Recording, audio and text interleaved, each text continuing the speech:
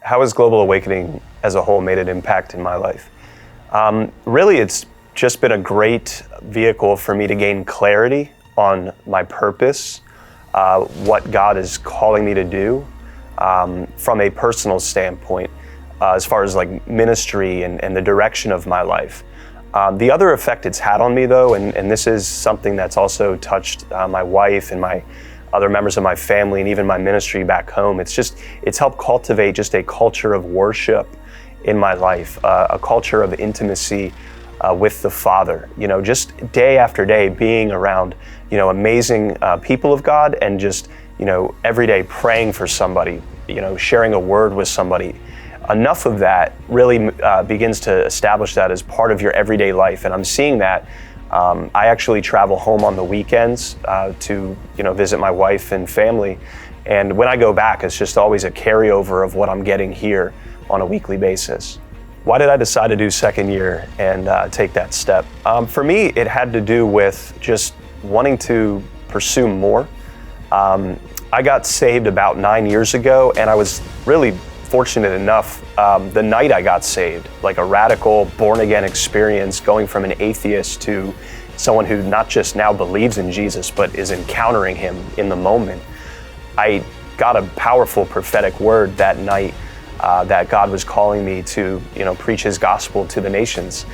And when I first signed up for the first year, I did the first year online, that was really my desire, was to step into that word because of Global's impact across the nations. I saw it as a vehicle for me to fulfill that calling.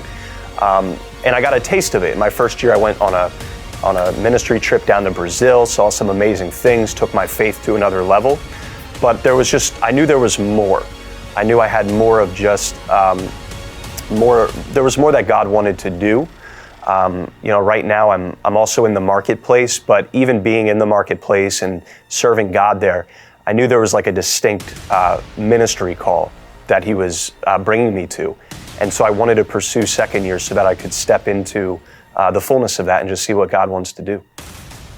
Sure, so second year, how has second year been, and how has the track been? For me, it's just been amazing. So I'm actually in the missions track. So we're learning about, beyond just, how to deliver a gospel presentation. This is actually talking more from, a 20,000 foot perspective of strategically, how do we go into regions? How do we go into nations and advance God's kingdom in a way that makes sense to the people that we're called to reach? So that's been amazing. It's helped me kind of see God's bigger picture, that it's God's desire that none perish, that all come to the knowledge of the truth. So it's given me more of that understanding that is a core value of God's heart. But also from a practical how-to perspective, it's allowed me to get some, really crystallize some concepts on, when I do, visit a nation or go with a team to a nation, how can we have the most impact for Jesus' name? So it's been really educational, top quality education in that area. But just the from a revelatory perspective, just getting more and more understanding of the Father's heart for all people has been really, really enriching. The main contrast for me is pretty obvious because my first year I did online, and I was able to come to a couple sessions on site here, and like I mentioned before, I did go to Brazil on a ministry trip.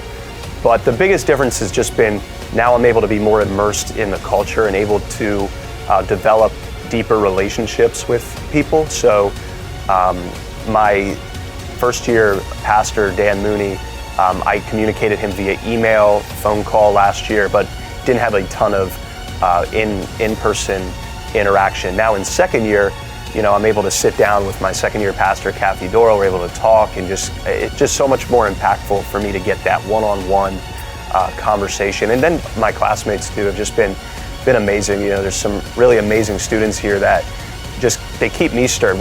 Iron sharpening iron. And there's days that I come in and maybe I'm feeling a little discouraged, and you'll just get around one of these guys, and before you know it, we're both just excited about, what God's doing in our lives. So that's probably been the biggest difference for me.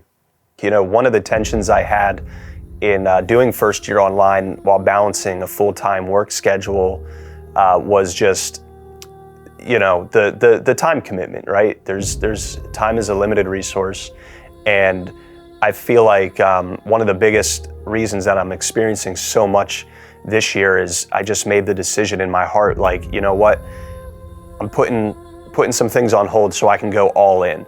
And I would just say, like, this is a school where if you make the decision to go all in, God is going to honor that and just take you places and do things in your life that you never thought possible. But it does require some laying down. And if I could go back, I probably would have just made the decision last year that I was going to come on site and not kind of have one foot in, one foot out. That's just me. I mean, if online is what you can do, then do it. Online is a great experience. But just being here and getting immersed in it more has just been like, if I could go back, I probably would have just done on site the first year. Being here in second year, it's not been a straight line for me, going from being saved 9 years ago to now pursuing a life in ministry. I'd like to think that, I got saved and then everything went perfect and I just ended up in ministry school and I'm, Saint Alex, but that's not the case. And, I've just been blown away at the mercy of God, how, going from glory to glory, all of this zigzagging in between, God was still faithful and said, you know what, son, I haven't given up on what I've called you to do. I've still called you to do this. And, I'm really grateful for Global for being a space where you can really discover what that is that God's called you to do, and not just discover it, but receive impartation, activation, and equipping to walk in the fullness of it. So I would just share, like, if, we're not called to walk this linear line of where everything just goes right.